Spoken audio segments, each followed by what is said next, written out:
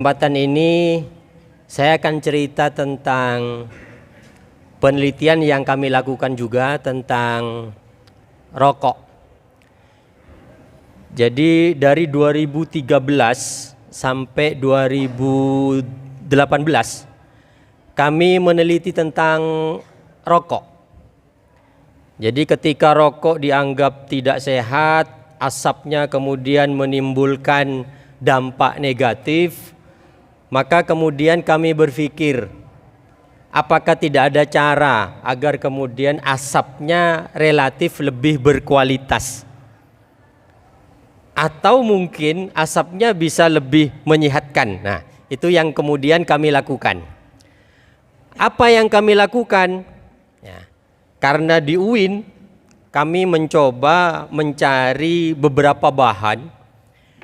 Karena rokok itu mengandung radikal bebas, maka kami cari bahan di alam yang sekiranya mengandung antioksidan yang tinggi.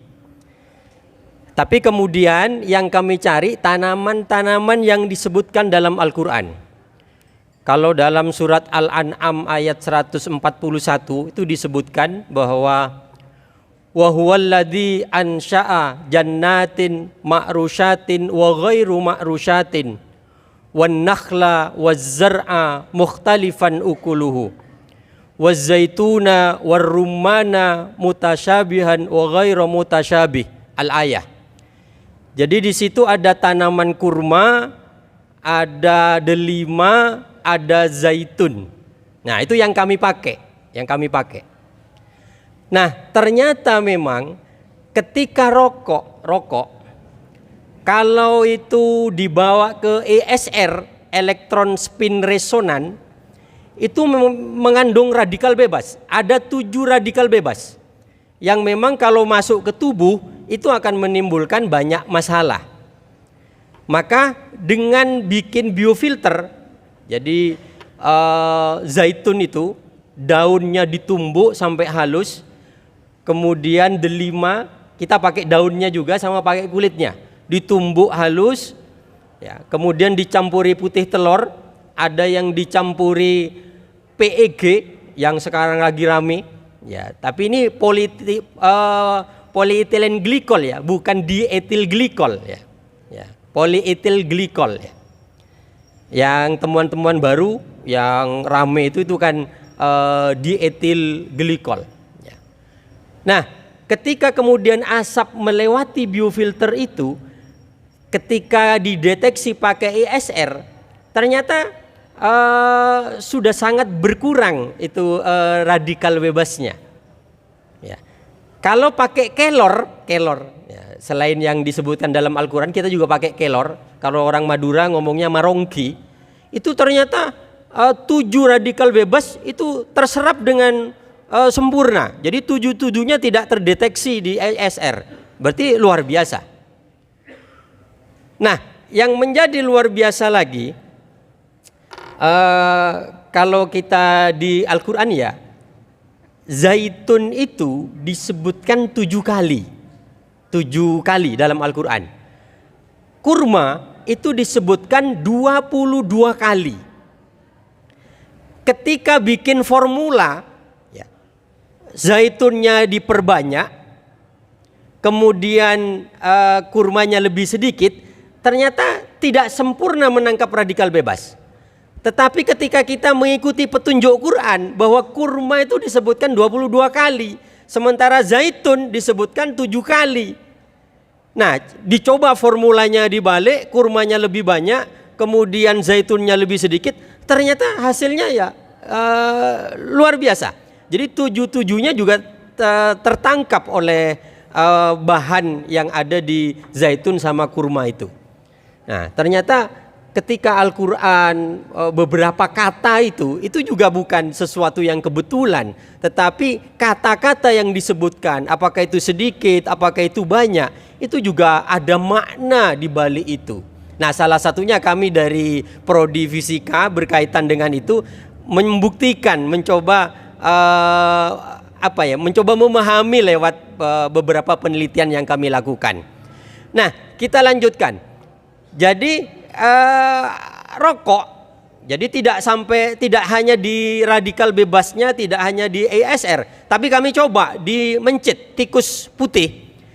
Jadi tikus putih itu beberapa kandang, satu kandang itu dipapari, dikasih asap yang tidak pakai biofilter. Jadi rokok itu disedot pakai suntikan, kemudian dilepas di kandang. Ya, jadi sampai satu batang itu habis setiap hari sampai 21 hari. Kemudian yang kandang berikutnya itu pakai biofilter. Ada yang pakai kelor, ada yang pakai kopi, ada yang pakai zaitun, ada yang pakai delima, ada yang pakai gabungan, macam-macam itu. Ternyata, jadi kalau dikatakan merokok ini mengganggu kesehatan, iya gitu ya. Jadi yang tidak pakai biofilter itu kita membedah paru-parunya mencit, bedah hatinya, kemudian lihat kualitas spermanya. Jadi yang tidak pakai biofilter rokokan, rokok pabrikan itu, ya kadang kan pakai saus macam-macam itu ya. Jadi memang tikusnya itu rusak. Jadi hatinya rusak, paru-parunya rusak, spermanya ya tidak tidak gerakannya tidak luar biasa gitu. Tapi ketika pakai biofilter itu ternyata tidak ada kerusakan. Jadi dibandingkan dengan tikus normal, hampir sama dengan tikus normal. Malah beberapa indikator dia menunjukkan lebih lebih sehat daripada yang normal gitu ya. Di dalam tanda petik. Itu beberapa makna, beberapa hasil dari penelitian itu. Jadi ketika kita di alam ini katakanlah ada sesuatu yang merusak, maka mungkin kita bisa berpikir untuk bagaimana meminimalisir kerusakan itu. Dengan apa? Ya dengan bantuan, dengan petunjuk yang sudah dihadirkan. Apakah itu hadis atau dalam ayat-ayat Quran. Karena di situ mungkin ada solusi untuk kita menyelesaikan problem-problem kehidupan. Nah, kemudian biofilter itu kami coba bikin once. Ini memang saya bawa ini dari bambu. Saya bikin once itu dari namanya coba-coba ya. Dari kopi, dari tanaman kopi, dari tanduk, dari tulang sapi, dari semacam-macam ini. Kemudian kami injeksi dengan partikel serbuk itu. Ya, injeksi. Kan mesti bahan itu ada pori-porinya. Nah, pori-porinya itu diisi dengan partikel yang saya sebutkan tadi. Ada zaitun, ya ada kopi, ada delima, macam-macam itu. Nah, sehingga asap yang disedot, kalau rokokan gitu, ini asapnya lumayan. Artinya radikal bebasnya sudah terminimalisir. Jadi ini once. Nah, nanti bisa bikin sendiri. Ya, bisa bikin sendiri, ada tanaman, dia bikin terus dibor, ya sudah selesai. Nanti saya kasih tahu tekniknya, sederhana tekniknya, semua bisa melakukan. Ya, gimana caranya untuk kemudian menginjeksi ya sederhana. Nah, nanti saya kasih tahu.